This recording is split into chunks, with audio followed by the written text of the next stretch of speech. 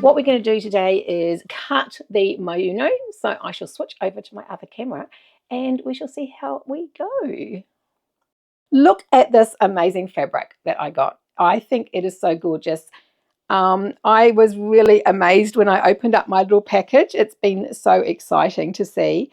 That's the lining and a bit of contrast, and I got a blue zip, which is just absolutely awesome. Then there is a link in the group that you can sign up and it will send you the pattern. So the pattern you get with the sew along is the sew along version. It is a simple one-piece pattern like this, which we're going to work with. Now you can buy the full version of the pattern if you want. I'm doing it for $5. So it's got all the instructions and it's got all the full pattern pieces. And it's got the extra pockets and things. So you can grab that if you want, but you definitely don't need that for the sew along because we can cut everything with this one. Okay, so what we're going to do tonight is look at our cutting. So these are the two. Now this one I've made slightly shorter and you can do that if you wish. So this is what we're making, standard without any extras. Now those who have been sewing for a while, you can also add a slip pocket, you can add a zipper pocket. Now in the full pattern there is a back zipper pocket and a slip pocket version included, but we shall look through the slip pocket, but we won't discuss the zipper pocket for the sew along. There's a couple of different options. Now what I do recommend is that you interface depending on your fabric. Now this fabric I've got, which is absolutely amazing, we'll put my zip aside because we don't need that tonight. Now it is a fairly lightweight. I would say it's a little bit heavier than quilting weight, but it's still fairly lightweight. I have got my lining, which is a quilting weight, and my X contrast. So you've got two options. You can either interface it before you cut, or you can interface it after. Personally, for something simple like this, I would suggest cutting rectangles, interfacing it, and then cutting it. Just saves so much time. So what we'll do is we will do that. So we need, according to this, we need 2 exterior, 2 lining, and 2 to 4 medium weight interfacing. Now what I mean by 2 to 4 is it depends on your exterior and your lining. If you're using quilting weight, I would always interface it. If you're using something a bit heavier for your exterior, you may not want to interface it. So that's entirely up to you, and I'll let you make that decision. So to start with, I am going to cut my exteriors. So I'm going to cut those with the interfacing as a rectangle. Now, if you've got fabric that has got a beautiful print on it like this, you may want a particular piece on the middle. Actually, I don't think it's going to matter which piece I have. It's absolutely stunning everywhere. So I'm just lining that up. Let's get some interfacing in behind here. I really dislike cutting. I'm sorry, I'm just going to say it. So I have got that doubled up and I'm just putting my interfacing over the top and it's all smooth. So I'm just going to cut a slightly bigger rectangle than I'm going to need, making sure that my selvage is well out of the way. Now this can waste a little bit of fabric. If you're really concerned about fabric, you may want to cut them separately. So I'm using an inch ruler, a quilting ruler, something with very good thickness. If you're using a rotary cutter, don't please use a thin ruler because it's very easy to come up the end. Are you using woven interfacing? Yes, I am. This is a medium weight woven. Now you can use a non-woven if you like on your lining. I'm a bit of a fan of medium weight. So that is my exteriors. So I'll just pop that aside. And I'm going to use the same for my lining. I'm going to use the medium weight interfacing. So this is Shape-to-Create, I think it's called. You can buy it from Spotlight. I also sell it in the shop. And it's a really good medium weight. If you're using anything that has got a bit of stretch, I would suggest also making sure you interface that because you don't want any give to your fabric. So as you can see, I'm just cutting all my rectangles to start with. I have started recently, if I'm making a bag, I now do all my cutting and prep in one day and don't ever expect to cut it or start sewing that day. And I actually finding it much more enjoyable. Right, so that is our lining and our exterior. Now I'm also going to be cutting a pocket, a slip pocket, that we're cutting 2 exterior and 2 lining. if you're doing a slip pocket, you will also want a pocket lining or pocket about 8 by 8 inches is what I'm going to cut that. And for the handle, if you're adding the handle, I've got my pieces here, you want the handle about 3 inches by 10 inches. Now, I think I might interface the handle a little bit as well. I'll just turn this around so I can do it on my, it's not big enough. So I'm going to have, my pocket's going to be a little bit shorter. I should have cut it first, never mind. So actually your pocket can be pretty much, so if it's meant to be 8 by 8, so mine's going to be 7.5 by 8 maybe.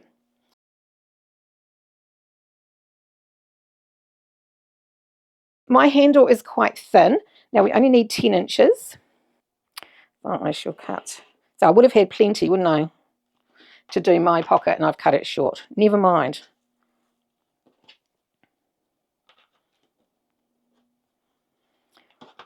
Right, so that is my handle.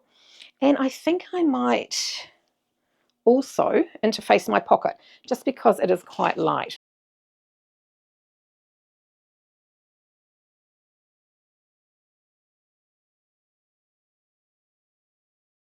Please do not, whatever you do, put one of these felt mat directly on your cutting board. This mat is horribly deformed, and that's because I did that. So make sure the dots or the glue is right side up. And I'm going to do it this way. I find I get less wrinkling putting the glue up. And it is best just to do a sit and move rather than sliding it around. See, so when you overcut, it sticks to your mat, but that's fused really nicely. So that's my handle.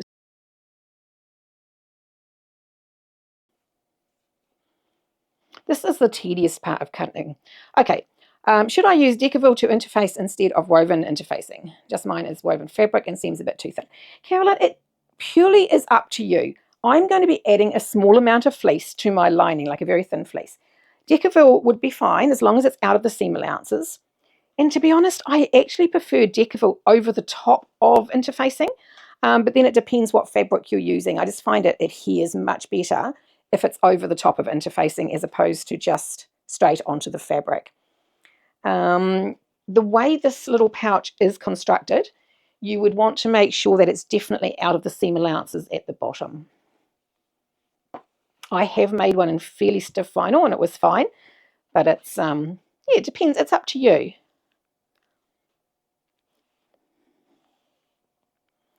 Okay, so I think that's all my pieces interfaced, isn't it? I've got my pockets.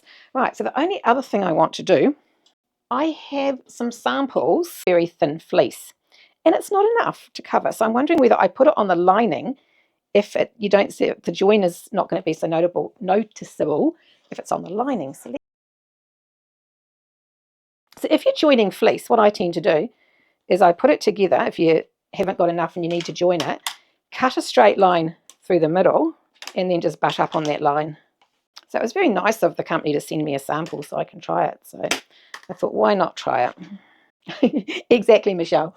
Frankenstein it. No one will ever tell because it is so thin and it's going to compress when I sew it. So I'm just butting that joint right up next to it. I don't think it would give much structure to a bag, but it certainly gives oomph to the quilting cotton, I guess. Right, so there's all my pieces. So we'll start with the linings. So I'm going to put those right sides together. Not that it really matters if they're right sides together because the piece is the same all around. If you want it right side up so that you can actually see it, that's fine. So when I'm cutting, I use as many straight lines as I can. I cut around all my straight lines. Now the other thing I find too is cutting on the side of, so that you can see where the cut is. And just make sure you can always see your blade and your fingers. Never cross over so you can't see your fingers. I've seen some really nasty cuts with rodeo cutters. Now you might notice that this angle here is not a normal box. And the reason for that is because we're not straight here. So when you've got a boxed corner, this needs to be a 90-degree angle and this needs to be a 90-degree angle here. This angle is not important as long as this one is 90 and that one is 90. If they're not, your box base will not sit level. So I'm cutting short. I'm not cutting right into my corner because it will cut past it a little bit. And with this pattern, we do need to cut out our boxed corners. Sorry, people, those ones who like to sew and then do them, we do need to cut them. I'll have to use an old pair, which don't have a very good point on them.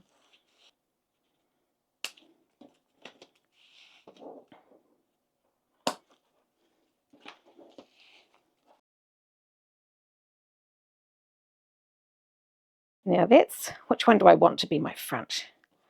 I think I want that one to be my front, which doesn't really matter at this stage. But if you do have directional fabric and you're cutting like this, make sure your print is both facing upwards as you cut it, because you don't want one upside down.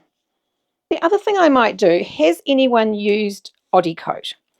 And I think I will put Coat on this. It is such a beautiful fabric that I think I'm going to be keeping this one for myself. So I think I'm just going to do it with a handle and do it as a little makeup pouch. So I think I will Coat it, and I will do that before or after I cut.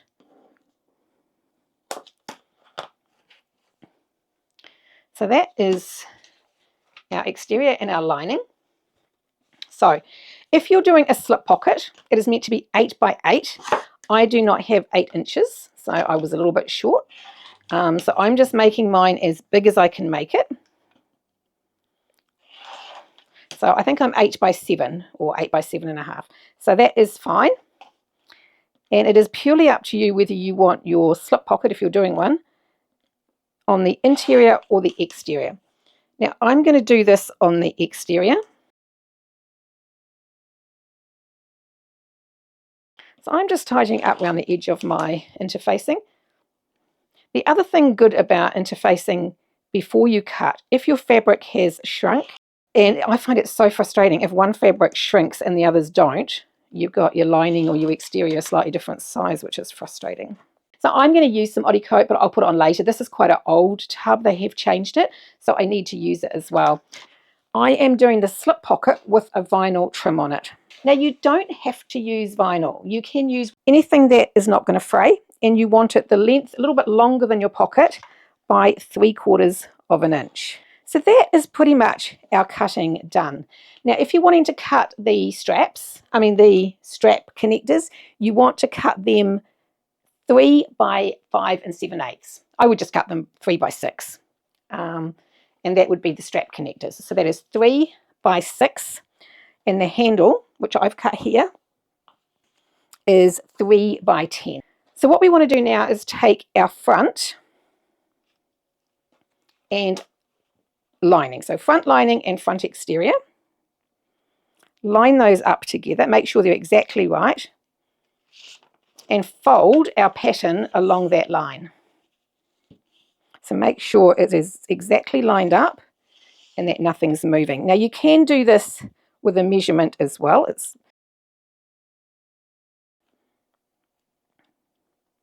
So I don't want to cut my pattern piece, so I'm just going to pull that away and cut straight through both pieces. So they are our fronts and they are our backs. So the only thing I'd like you to do before we continue next week is, if you're putting a logo badge, so I'm putting that one on the front, if you're putting a tag or embroidery or something like that, put that on now. So as far as a tag, it is 3 3/8 or 85 millimeters up from the bottom. So you'd be going 85 up and centered. So that's where you'd put that on the front. So they're all the pieces we need: our exterior and lining front and back, and our exterior lining front and back that we've cut the top off at the pattern piece like that. So put any embellishing on the front if you're doing HTV or something like that. So I shall look forward to catching up with you again. I think it's Monday. I'll check. It will be in the group. And I will put those measurements in the group as well, so that you have them to refer back to. So thanks so much for hanging out with me. It's been awesome, guys. Let's switch over to the overhead camera.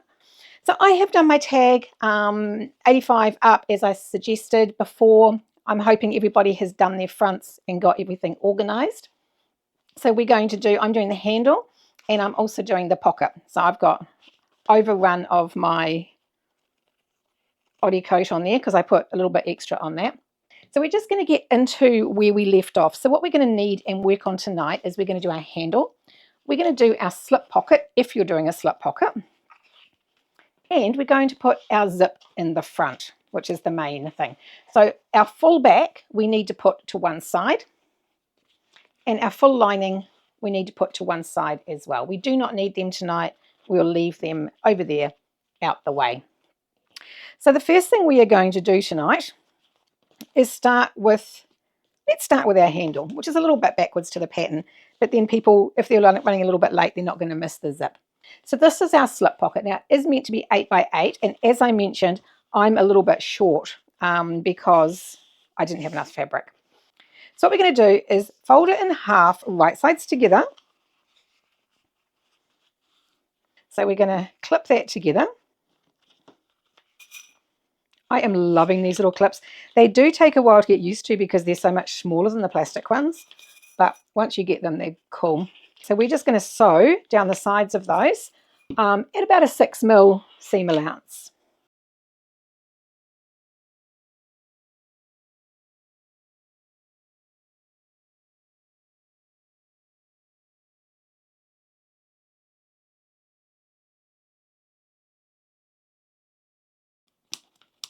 Right, so we've just put our pocket right sides together. Now we're going to just snip the bottoms off our corners and turn that right through, or right side through, I should say. Now, I bought a new tool recently, and I can't even remember where I bought it from, but honestly, this is the best tool ever. It's a turning stick, and it's just absolutely brilliant. So push into your corners, and then I bring it down along the edge of the seam too to push that out. And then I'm going to baste along the top.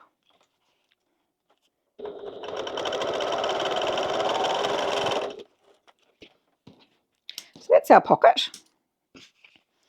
So this is the slip pocket I do in all my bags and in all my patterns as of the last couple of years. I hope the table's not shaking too much. I'm trying to keep it flat. So I have got my piece of vinyl, which is going to go along the top. Now you need something that is a non-fray for this.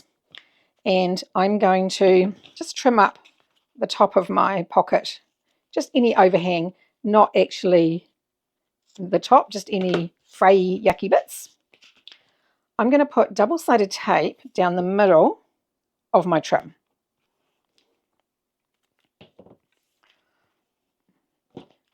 Now, it's up to you whether you use double-sided tape, whether your machine can handle it or not. This machine seems to be okay with it. So we're going to put that just less than halfway onto that so that we can then fold it over the top and seal our double-sided tape. Now, because I've put Oddie coat on it, the double-sided tape does not stick very well, but that's okay. I can hold it in place or clip it in place. So when we sew this, do not sew past the end. We're going to start right here, sew along and finish right there because we're actually going to snip off the very end of that. And our goal is to catch both sides. So this is a top stitch. So put your top stitch length up a little bit.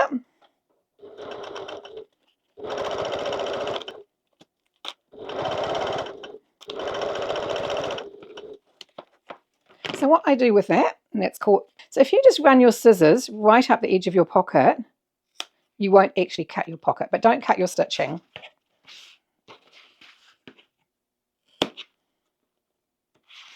Like that. That is our pocket. So I'm going to put mine on the outside. Actually, no, so I'm not doing the back today, so I'm just going to keep that until the next sew session. So I'm not going to try attaching that now, but I'm putting mine on the outside there. So I'm just going to put that aside. We're doing all the prep work tonight. And then I'm going to get my handle. So this is 3 inches. So with my mat, we're going to draw a line down the middle. So I'm working on the lines on my mat.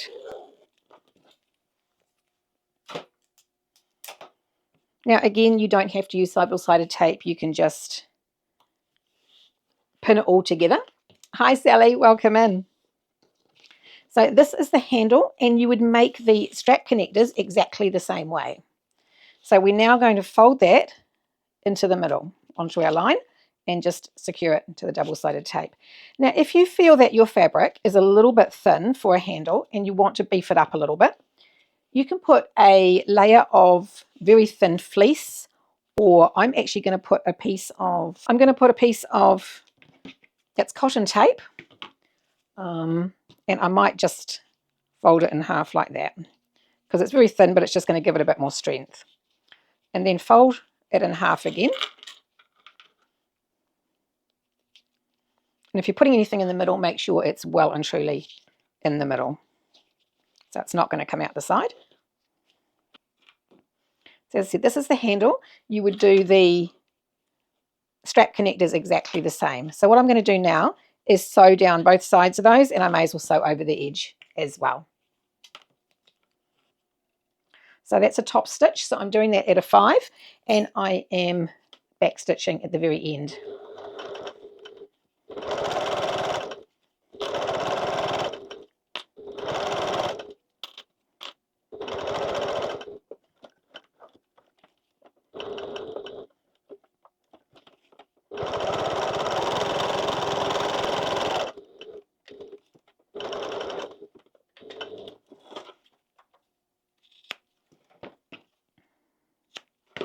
So putting that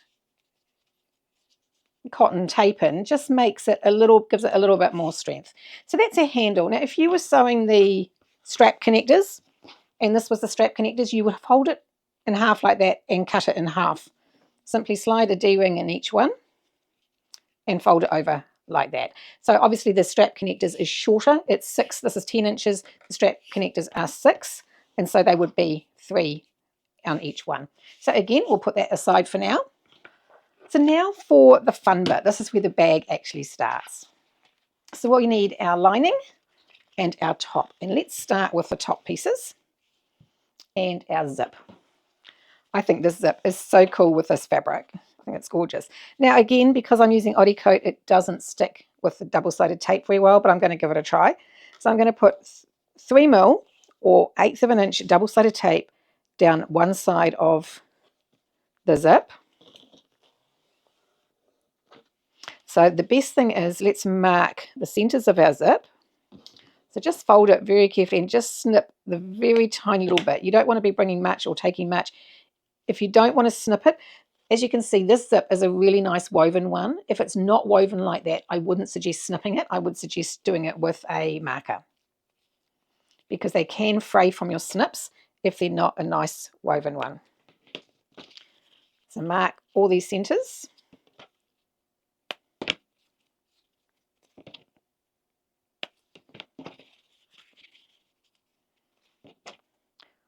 Now, if you watched the cutting, you would have seen me putting on this really thin fleece. I'm really liking it. I think I will definitely be ordering some for the shop. But it's so thin, but it gives it a really, just makes the cotton feel like it's got a little bit more something to it. So now we're putting the straight edge, so the straight edge of the top down and lining up our centers. So we just center on center and lining up our edge. Give that a nice push down. Now again, obviously you don't need to use double-sided tape. You can clip it or pin it depending on what fabric you're using, or a glue pen is really good, especially if you give it a good iron to set the glue. Now I've turned it over and I'm putting double-sided tape on the back again. Now the reason I like double-sided tape is then nothing moves. You see lots of zips that can be wavy and all sorts of weird. Sometimes it's because it's moved. Sometimes it's your pressure foot or your tension. There's so many different reasons why you can get a wavy zip. Sometimes it's the quality of your zip. Right, so what we're going to do now, that's our tops right sides together. So our front is right sides together with a zip, and the lining is down over the back. So what we're going to do is stitch along there. Now I suggest doing this at a generous 6mm or generous 1/4 of an inch. So if it's not holding together, like mine isn't very well because of the Coat, do put a couple of clips in it just to hold everything together. You may need a zipper foot if your machine hasn't got a narrow foot on it. This is fine. I just come in as close as I can to my seam or to my teeth. Oops, I forgot to put my stitch length down.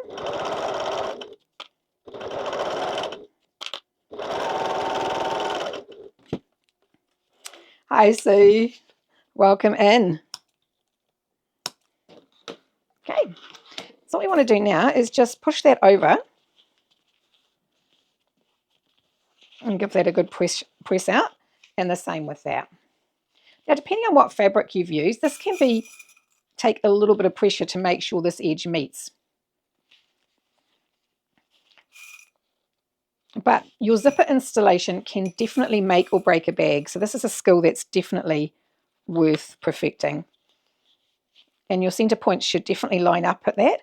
If they don't, you might be pulling it a little bit crooked. So what we want to do now is top stitch along that edge. So if you've got fabric that you can press, it makes a big difference if you give it a good press. So I'm going to give a bit of pressure out sideways while I'm sewing this. And again, I'm putting my top stitch back up to 5.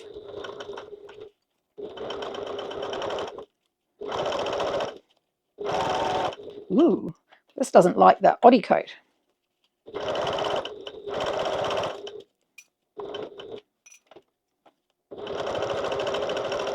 It was interesting. This machine does not like oddy coat. It has grabbed it. Maybe I just need to check my foot. So what you can do there is you can also baste around the top. Hi, Reniku. So again, leave it with the 5. So with basting, you want to be very close to the edge.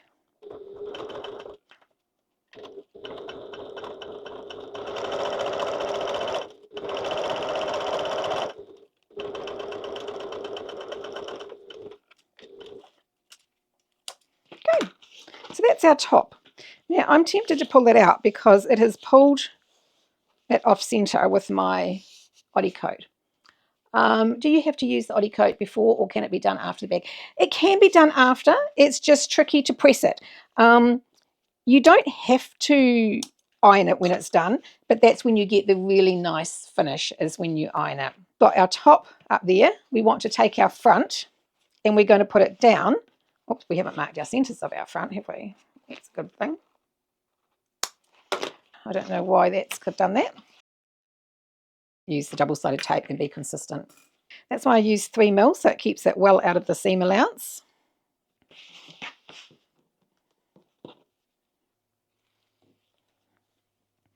So line up our centres. So the centres there and there. Marking the centres of our bag pattern pieces makes a huge difference, especially when it comes to setting gussets and zipper panels and handbags. It's a great practice to get into, and it's one that I'm really bad at. So please practice what I preach, not what I do. I'm really bad. I do it as I sew. It is much easier if you actually do it as you've cut the pattern. So when you're cutting the pattern, mark all your centres. It's so much easier. So again, we're putting our lining right side. So our lining is right sides together with our lining. And it helps if you've marked your centre again. I think it's such a pretty fabric. This is absolutely gorgeous. So we're lining up our centres again. And lining up the edge.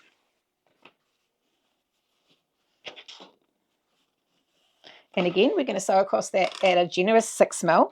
And if you're putting your top stitch up and down, put it back down for these seams. So again, we're going at a generous 6.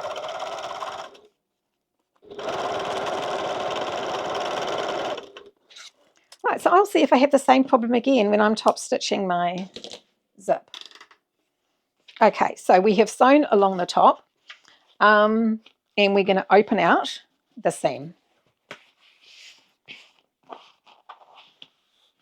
Give it some good pressure with your fingers to bring it down.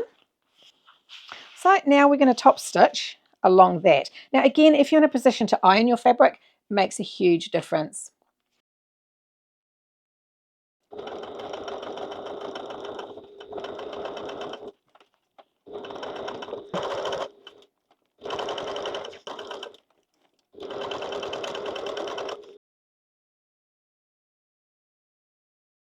Put the Teflon foot on when you're using Oddie coat, but I have got Oddie coat on both my lining and my exterior because I want this to be a makeup pouch. I wanted to have the inside to be waterproof as well.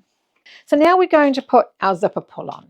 So I always like to have my zip closing to the left, which means we want to put it on from our right.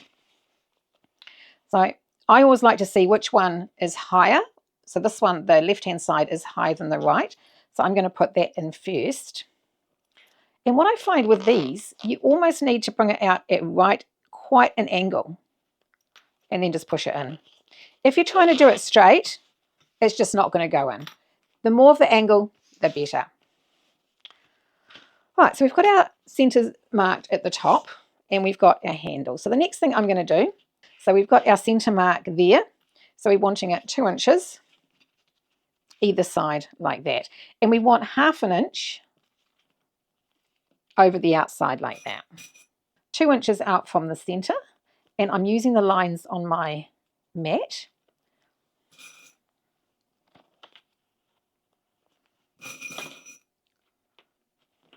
And if you give your handle a bit of a crease, it will stay in. So just double check that it's on the 2.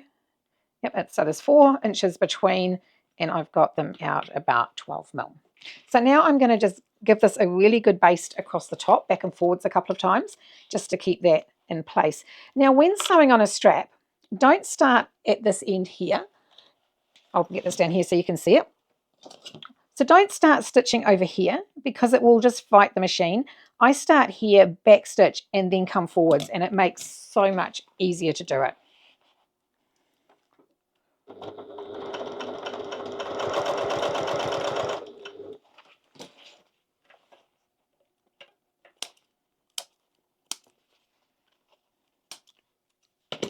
And then our last side.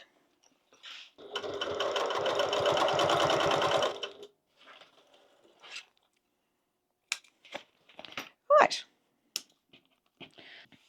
Yeah, okay, so the next thing I probably would do is just baste over the edge of your zip because you don't want that coming undone either. Like always work within your machine's limits. If it's not going to be able to sew over the back and forwards over the zip, just be careful.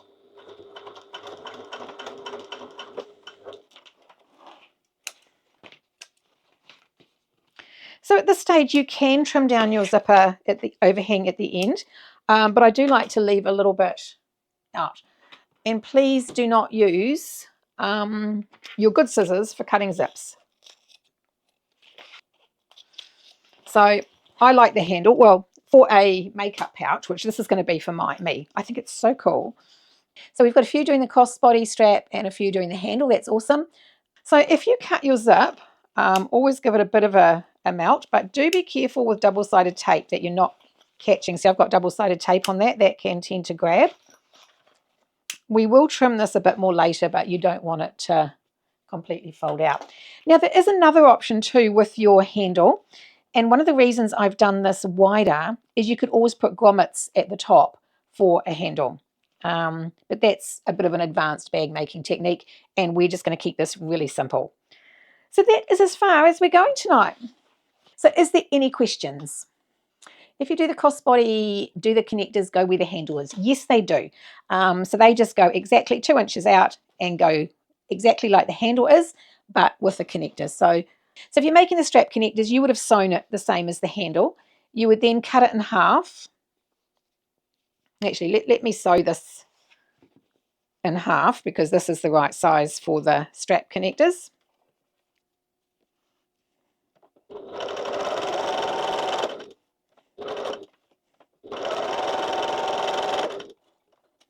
So 6 inches they are, so this would be the same size as the strap connector. So you would just then cut that in half, get your D-ring, put it over your D-ring like that, baste the bottom of it, and then you would do the same. In fact, they should be a little bit shorter. We made them a bit longer just for ease. So that's how the the strap connector works. If you're wanting a wristlet strap, instead of attaching it here, I would attach one here and one under the handle on one side. So you would attach it like that and then like that. Now, I would turn it so that it's folded like that for a wristlet, which is what that would be anyway. And that looks really quite cool. Essie did a side strap with one of hers when she was checking out the pattern, and it looked really cool as a side strap. So let's have a look at where we were up to last time. So we had our pocket, which we put our trim on, we put our strap or our strap connectors on, and our zip. So that's where we're up to. I'm not sure if you're aware, there is a actual full pattern for this. So it is $5 at the moment if anyone wants the full pattern, but you can certainly just carry on with the sew along, and it has options for zipper pockets and things like that. So that is available on my website if you would like to have the copy. So the first thing we're going to do, just to ease ourselves into it, we'll put our front aside. Now it's purely up to you whether you want to put your pocket on the back or the front, so inside or outside. I'm going to put mine on the inside, I decided. Now, I also learned something very interesting. Now, if you follow my YouTube channel, you know I normally sew on a Juki walking foot, but I have bought myself an HD9 Janome, which I absolutely love. And I found the other day, it didn't like 2 layers of fabric that had the Oddy coat. It grabbed it. So what I tried today, I bought some thread lubricant the other day, which is just silicone oil, and I made up these little bottles, and I thought, I'll give that a try because I know a lot of people in domestic machines actually use thread lubricant on their fabric. So I unpicked my zip because it went all nasty, and it makes a huge difference. Just putting a little bit of silicone on, the machine just glides over it. So if anyone is having problems with thread breakage or with vinyl grabbing on a machine, get some silicone oil or thread lubricant. It is perfect, absolutely perfect. So what we're going to do is mark our centers, which we should have already done. I am honestly got to be the world's worst person at marking my centers. So you might be able to, depending on what fabric you're doing, just make a crease so you can form your crease. I'm also going to mark the center of my pocket by forming a crease and line up the top and bottom on the crease. So what we're wanting to do is come up 1.5 inches, 2.5 inches, sorry, from the bottom, centered.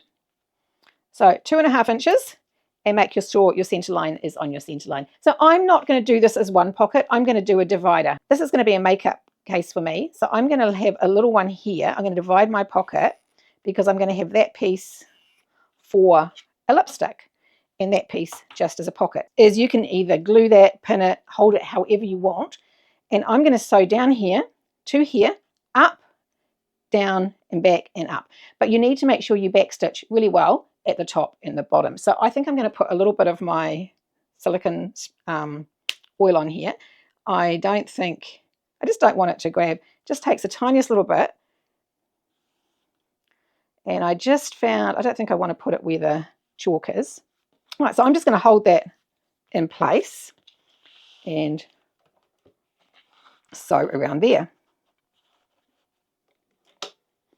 So again, start a little bit down, not right on the edge, because that's going to make your machine climb up. So I'm going to take a stitch forward and then go a few back.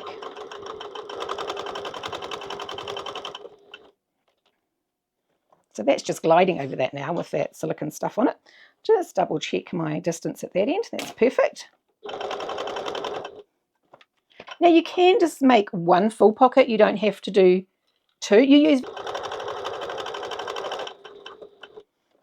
Now I'm going to go across 1 stitch and back down.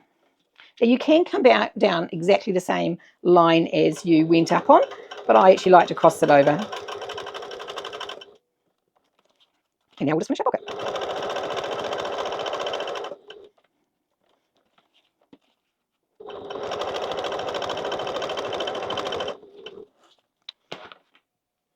So I've used chalk, so that should just rub off nicely.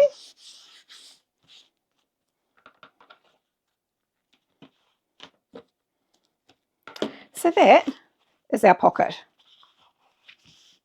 So we'll put that aside for now. And we shall get our 2 exteriors. So we've got our front with our logo on it, and we want to flip our lining out the way, and we're going to sew along the bottom. I used a 10mm or a 3/8 of an inch to do this seam. So we're just going to go along the bottom.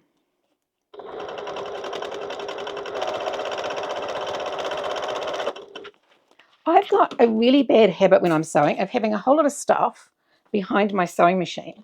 And so, of course, it pushes my seam over as I'm sewing. It is a very bad habit. I need to get out of it.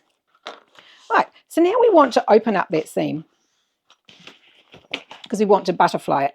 So if you're new to sewing, butterflying simply means to open up that seam, press it a little bit, and we want to top stitch down either side of it with it open. So make sure your lining's out the way and your seam is open at the back. And again, I'm going to try a little bit of my oil. Apparently a Teflon foot works really well too, but right now I haven't got one, so I need to probably buy one. So I'm just going to do that at a 3mm or 1/8 of an inch from the edge on both sides of that seam. Making sure it stays flat at the back.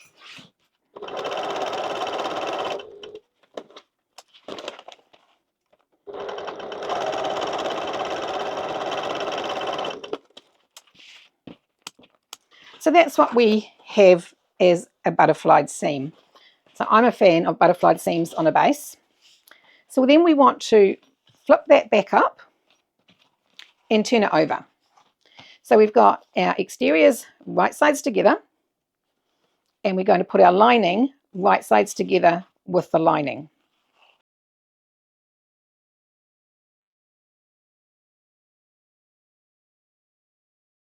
So what we are doing here, and this seems a bit odd, we are only sewing 1 inch at the end. So if you want to be really fussy about it, and I'm really normally not, you can actually mark the inch if you want to.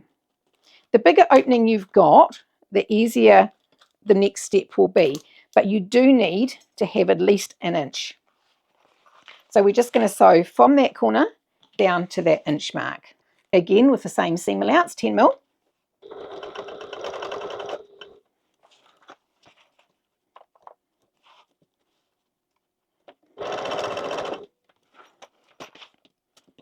So if you have the pattern and are doing a zipper pocket, I'm not going to go through the instructions for the zipper pocket. You would need to put that on before you start doing this to the bag. So where we put the pocket on the inside, you would also want to put the zipper pocket in here where you're supposed to on the pattern before you start doing this. So again, what we've got is our linings right side together and our exteriors right side together. So we just want to open the zip a little bit, not too much, just a few inches. We definitely don't want to get it close to the end. Then we want to line up all our 4 layers and clip around the edge.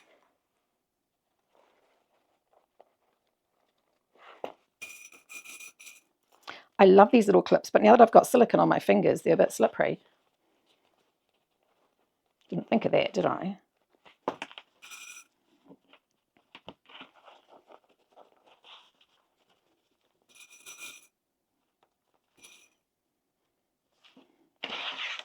Come to the other side. Make sure your corners are definitely lined up.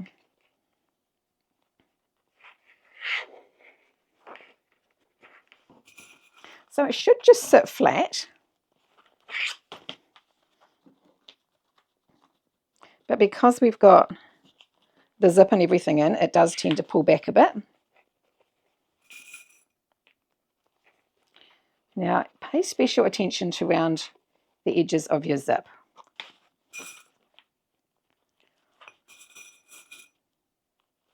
So of course it's going to try and pull because you've got the handle and things inside it. Right, so what we're wanting to do now is sew around the whole lot. Now if you're not used to sewing curves, what I do is I do a stitch, lift my foot and adjust it, another stitch, lift my foot and adjust it. The better this curve is on these corners, the better the bag's going to be at the end. So we're going to start at one end and just sew ourselves all the way around. Now make sure you're on a construction seam, not a top stitch seam. And we are doing this with 3/8 of an inch or 6 mil. And I like to use my owl just to hold everything in place.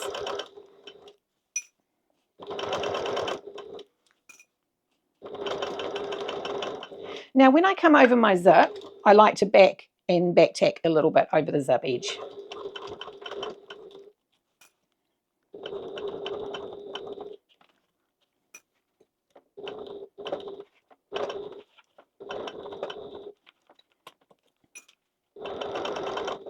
Now, if you use a hump jumper, this is when you would use it. I've got a hump jumper on my other machine, so I'm just going to use a piece of denim that I sew. Because it's coming up here, I'm just going to put that behind it, which lifts the foot up to the same height as the strap, and the machine won't have any problem coming onto it. Now, sometimes you need it at the front as well. I don't find that I normally do.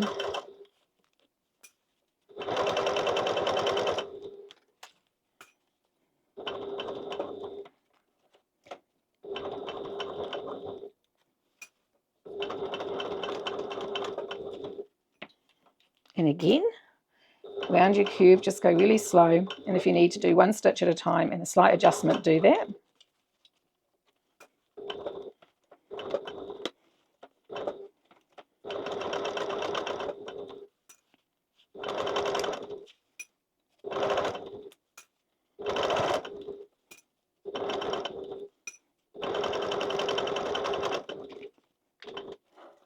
Okay, so that's all sewn.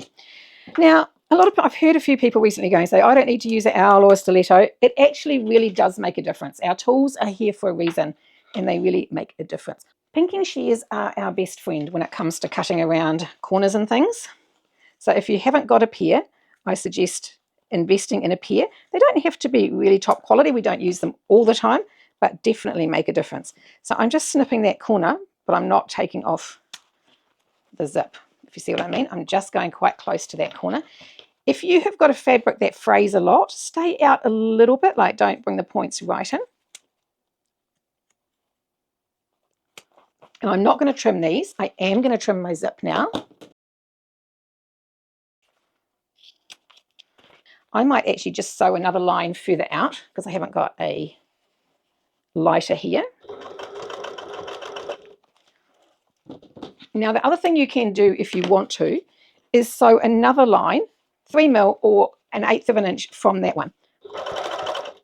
The reason we would do that is, you know how sometimes you can see stitching and, you know, when you pull at the bottom, that stops that. It's called a reinforcements row, and it stops any pull on your main seam. Right, so what we're going to do now, this is a little bit awkward. We're going to bring that seam, like push that open like that, bring that seam right up next to the bottom seam. And all we're doing here is putting clips on there like that, on that side, and then reach in and put clips in there. Now there's a reason we want the clips on here, and it just makes it so much easier. They may come off when we go to turn it, but it should be okay. So we're just putting the seam right up against the seam in there, and put a clip on the end. And you can feel that it's a little bit of a tug there. Make sure it's out nice and flat. But all we're doing is putting a clip on it to make it easier. Okay, like that. So what we want to do now is we want to turn the bag, put our hand in here, open the zip, and turn our bag through the bottom of the lining, trying to keep those clips in place. It just makes it easier later to have the clips in place. Now, as you can see, if you've used vinyl or something heavy, it can be a little bit of a stretch to push this through, even with all the layers of bodycoat I've put on it. So it should be completely inside out, and that is correct at the moment. Then we want to reach into one corner and pull out, like put that over so we can pull out the bottom. Like that. So we can flatten that out. and our lining is at the back, like that, inside out. So we've got our clips, and at the back, we've got our lining. So you see how we can form those two pleats there as well? So if you bring your bottom seam up behind that, so you've got your two seams all in a line, and put a clip on the bottom. Bring your creases together that it creates in the fold, and just bring that into those clips. Now you might need to turn it through a bit more if it's stuck, and this is why you need the biggest turning gap you can get. And make sure that that doesn't slip in behind and be crooked. You want that point to be really nice and straight, and like that. So does that make any sense whatsoever? So this side you've got the clips you had before, and all we've done is add the lining into the back. So now we're going to sew across there in a straight line at our 10 mil. So if you bring this clip right down so that you can get to the end of that at the 10 mil, keeping it out flat, it's a little bit tricky, like that, and sew along the bottom. So I like to put my machine needle down and do a few before I start taking off my clips.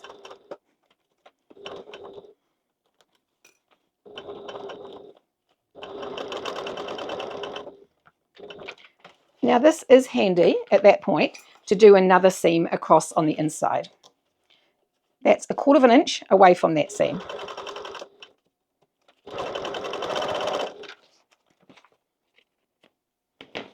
So on the lining side we've got that, and the same on the other side. So we've got one seam inside the other one. So we're just going to lift that back. You can trim that down a little bit if you want to. I don't like to take too much of my seam, and we're just going to pop that back inside. Now the reason we're popping it back inside is we're going to do the same. So they're the clips we put on beforehand, and because it's attached here, when we turn it over, open up your base seam and bring it in equal to match the other seam, like that. Is the lining attached to the outside? Yes, it is. It's all completely sewn. So we've sewn all our layers together, and it is attached at that point.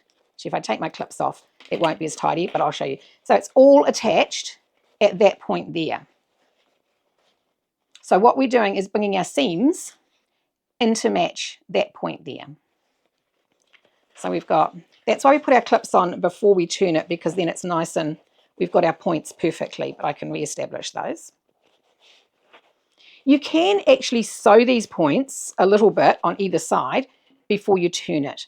I'm a little bit lazy, and it would make it easier, I guess. But so you can put a clip in the middle, turn it over to your lining side again, open the seam, and then join it into that clip.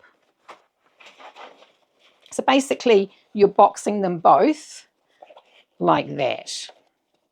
So your lining and your exterior are being boxed in together. So you just clip that into there. Do you want me to do that, like take it back through and do it again, or is that getting a little bit clearer? So then we're just sewing across that end. We then do another stitch 1/8 of an inch inside it. I will do it again, no problem at all. So we had put our clips, before we turned it, I'll put my clips back on. And the reason we put our clips on is because it's easier to get that beautiful peak all lined up. So as I said, before you turn it, you can do like sew 1 inch here if you want to.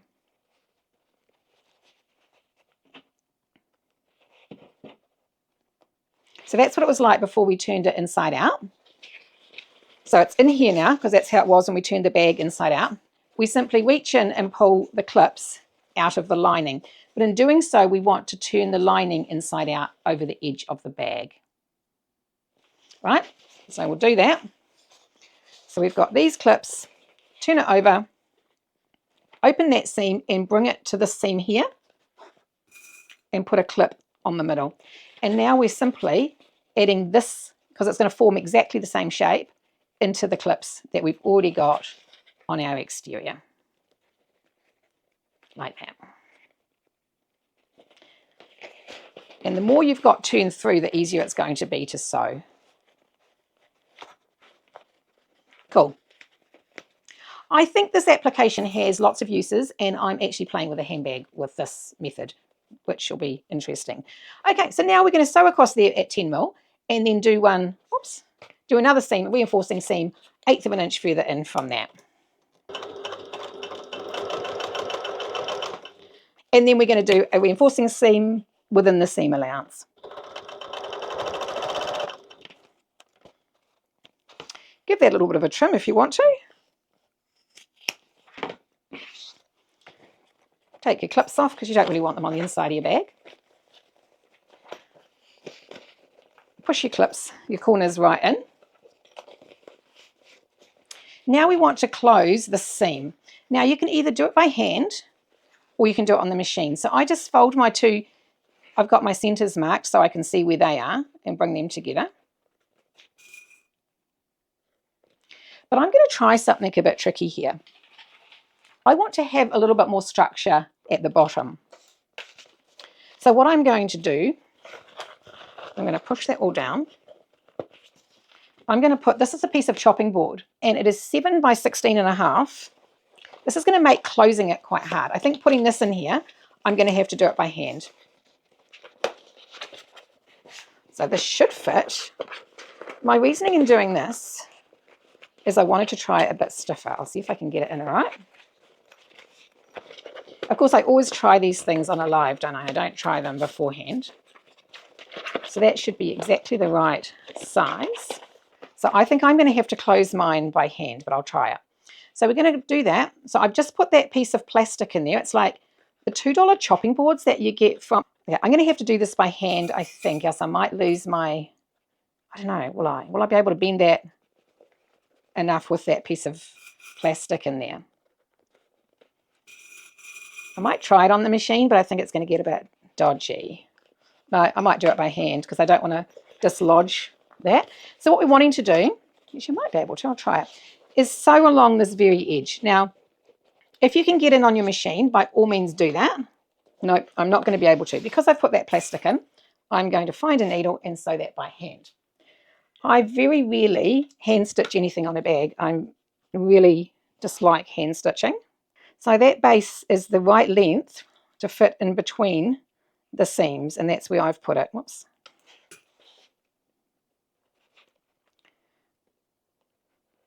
So what we want to do now is just turn it through. Just turn it right side out. And push it into the, push your corners out really tight. Then you want to get your corners in there. This is where my little tool comes in handy again. Put some pressure out on the curves at the top. Oh, I like the structured base in there. That's quite cool. So I've got my pocket in there. And I've got all my edges. So if you've got a turning stick, put some pressure in against that seam.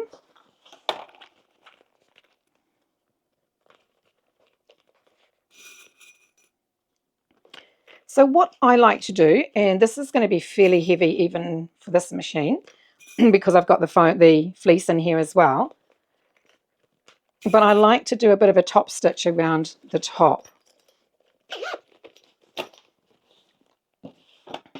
Actually, I do like that firm base.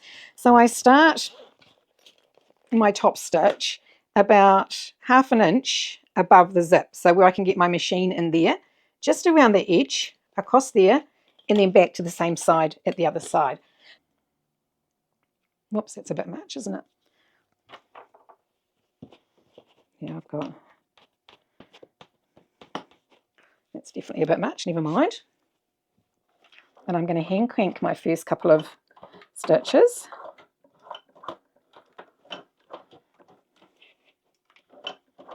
This is going to be quite thick. Oops. Do not stand on those little clips, especially if you're just wearing socks.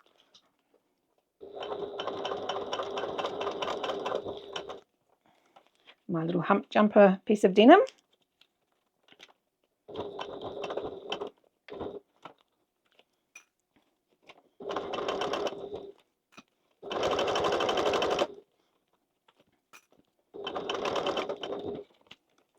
I think this top stitching across the top just finishes it.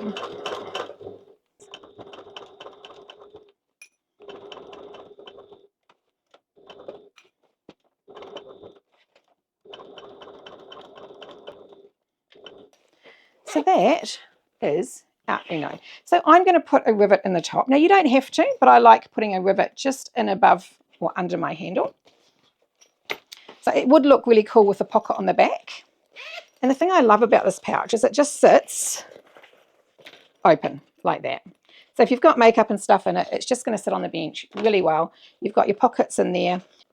And so because it's all sewn together, the lining fits perfectly inside. And there's no baggy lining. I'm not a fan of baggy lining. So I hope that makes sense. I look forward to seeing what you all create and how you go. Now, if you've got any problems with the base, just watch through this again. It is a new technique. I know I haven't seen that before, but I'm sure that once you've got it, I think there's lots of applications for that corner because it's a real nice tight corner. So there you go, people. Thank you very much. I will be in the group later on and I will answer any questions you've got. And please do drop your questions in the group and please send pictures of what you've done.